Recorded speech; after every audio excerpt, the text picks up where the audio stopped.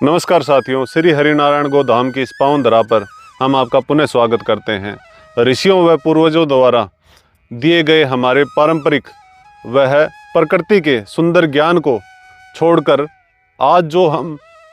आधुनिकता की चकाचौंध के अंदर इस प्रकार अपने विवेक को विकृत करते जा रहे हैं कि जिससे हमारे स्वास्थ्य में लगातार गिरावट आ रही है और प्रकृति से भी लगातार हमारी दूरी बन रही है, जिसे आज हम आधुनिकता और विकास का नाम देते हैं। अनजाने में ही सही, किंतु इस कुपित समझ के कारण हम अपने स्वास्थ्य व अन्य चीज़ों के अंदर तो गिरावट लेके आ ही रहे हैं, साथ ही साथ आने वाली पीढ़ियों के भविष्य का भी कहीं ना कहीं हम गला दबाने का कार्य कर रहे हैं। इस कुपित समझ से निर्मित हुई आज की आधुनिक साइंस ने इतनी तरक्की कर ली है कि शायद ही आज के समय में कोई व्यक्ति या अन्य प्राणी स्वस्थ हो। हमारे बच्चों के शारीरिक विकास के लिए जो एक सुंदर चीज मिठा है, जो कि उनके शरीर को सुदृढ़ व सुडौल बनाता है, यह मिठा हमने आधुनिकता की चपेट में आकर के चीनी के रूप में विकृत कर दिया है, जो कि धीरे धीरे उन्हीं बच्चों के स्वास्थ्य को दिमक की तरह खोखला करता जा रहा है। किंतु हमारे ऋषियों ने, हमारे पूर्वजों ने इस मिठे को गुड़ के रूप में, शक्कर के रूप में, कहीं खांड, बूरा या मिश्री के रूप में अलग अलग क्षेत्र को समझते हुए अलग अलग ऋतु विशेष के अनुसार इसे हमारी परंपराओं में इस प्रकार डाला और समाज में इस प्रकार इसे प्रचलित किया कि कब आपको गुड़ या शक्कर प्रयोग करनी है, कब खांड, मिश्री या बूरा प्रयोग करनी है। जब भी ठंड का मौसम होता है या जब भी ठंडी हवाएं चलती हैं, तो उन्होंने वहां पर गुड़ या शक्कर का प्रयोग किया। हम सर्दियों में गुड़ का बड़ा अनुपान करते हैं और जब गर्मी का मौसम होता है तो वहीं पर हम खांड या मिश्री का अनुपान करते हैं। जब तीखी धूप पड़े तो हमें खांड या मिश्री का सेवन करना चाहिए। किंतु हमारे ऋषियों ने मिठे को हर ऋतु के अनुसार गुड़ को, शक्कर को, खांड, मिश्री को अलग अलग समय के लिए बांट दिया, ताकि उस समय पर उसका एक विशेष स्वास्थ्य लाभ मिले तथा उससे, उस मिठे के सेवन से कोई हानि भी ना हो। इसके लिए उन्होंने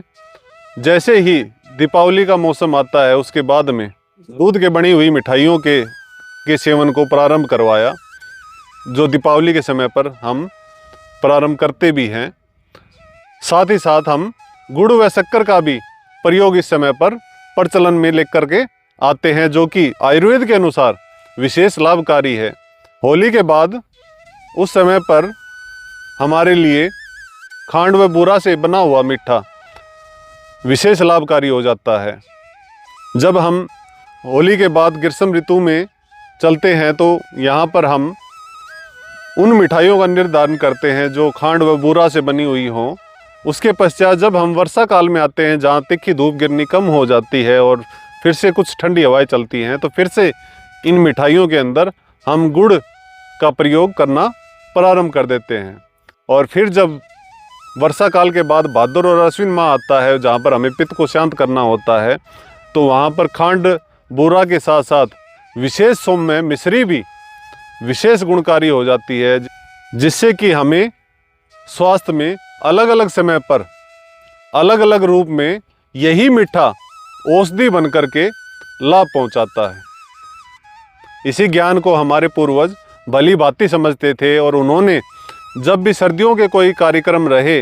तो गुलाब जामुन प्रयोग किया, क्योंकि वह उष्ण तासीर के साथ उस समय पर विशेष लाभकारी, गुणकारी हो जाएगा, जिस तरीके से गुड़ या शक्कर उष्ण तासीर के हैं।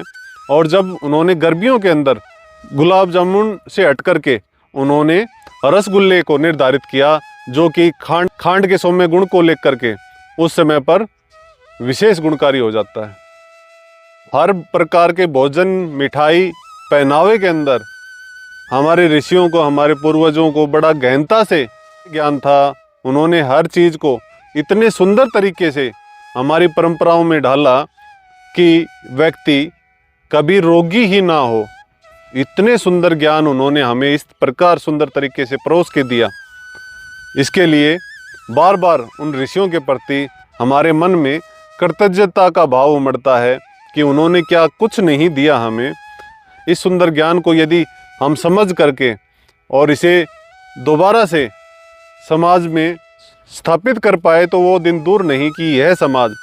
दोबारा से पूर्णतः स्वस्थ व निरोगी होगा। इसी के साथ